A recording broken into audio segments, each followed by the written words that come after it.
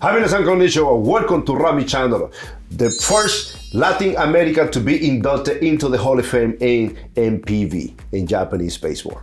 Today I'm going to be talking about the Hanshin Tigers' new Gaikokujin players, guys. It's going to be very interesting. Before I go there, make sure to subscribe to my channel and also hit the bell. 3, 2, 1. Yorokonde! Get!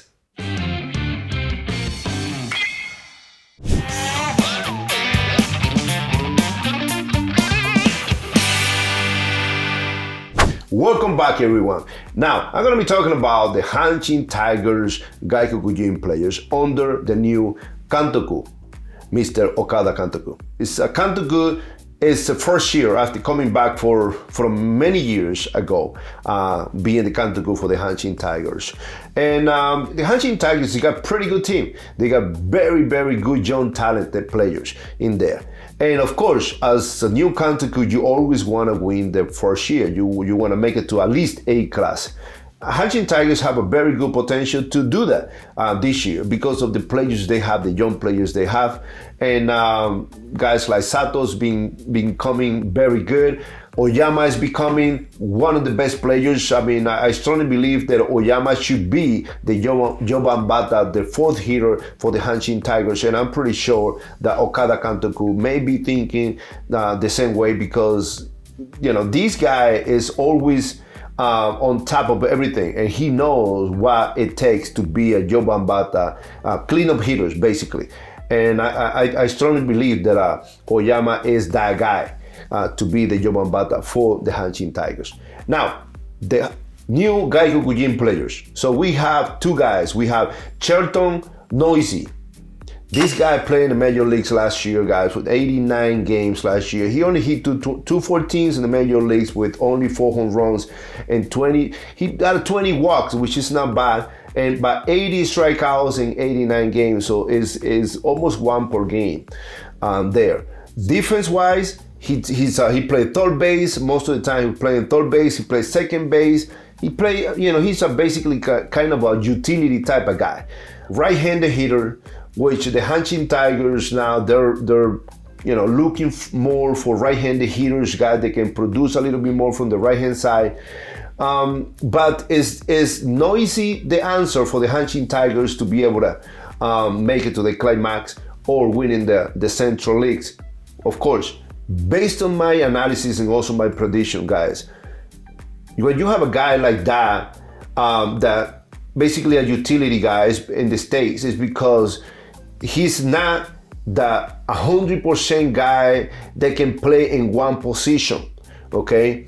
This is the thing. When you have a guy like that in the United States and the major leagues that can be a utility guy, when they come to Japan to play, it's hard for them to be an everyday player because of the defense. It's not the same. Now we play in the Kochen Stadium, which is dirt, so it's not an easy stadium to play. So you're looking at a 7 innings, maybe 8 innings, depending if he's hitting or not. And based on his name, Noisy, all right? So Noisy can be good when he's doing good, but once he's Chochiwarui, the fans will be very noisy. And how he's gonna take that, you know, that's gonna be the whole thing, all right? But number-wise, my prediction on this guy, on Noisy, I think that he can put, if he plays every day, maybe he can put around 240 to 250 and then hit about 10, maybe 10, 12 home runs max, I would say. And also maybe 30, 40 RBIs. Is that gonna be good enough to be able to help the Hanshin Tigers to make it to the climax or even win the Central League? That's the question mark. But that's just my prediction, okay? Hopefully he does better. Now, we have the Miese, all right? Joan Miese. Now, Joan Miese has a very, very good power. This guy has tremendous power. But, you know, he's a big guy as well. And he doesn't really have a position to play. Most of the time he's playing DH. He didn't play last year too much in AAA. He only played 60 games. He 271 with 12 home runs. I mean, you know, 63 strikeout in 60 games. in AAA. That means the level of strikeout of Miese in Japan is going to be way higher than that. Okay, he has tremendous power when he hits it, but other than that, you know, he's going to strike out a lot. So his batting average, based on my analysis and my prediction, his batting average, I'm thinking about about 240 to 250. Home runs, he has enough power to hit 10 home runs, 15 home runs. But it's only if the Kantoku is patient enough for him to keep him in the lineup, all right? And Sanchin, he may play 50 games, he may have 70, 80 strikeouts. So those are the things that we have to look at here. So where he's gonna play, if he's DH in AAA, in Japanese baseball, it's gonna be hard for him to play. So he may start, but once the manager, Okada Kantoku, find out that his defense is not the best out there and he doesn't trust his defense, it's going to be hard for him to play. And then he will become a daida, a pinch hitter. And it's very hard to be a pinch hitter in Japanese baseball for a first-year Gaikokujin player. So this is a question mark as well.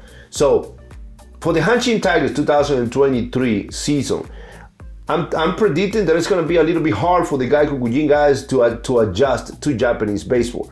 And if that happens, where the Hanshin Tigers is going to end up. So always counting on the Japanese players. That being said, guys, I wish them all the best. Let's see what happens. This is just a prediction based on my analysis that I have done in the Hanshin Tigers new Gaikokujin players, and let's enjoy baseball. I wish you guys all the best. Thank you so much for watching today. I hope you guys enjoyed it. This episode was hosted by the Yokohama Bay Sheraton Hotel. So thank you so much. 本当にありがとうございました.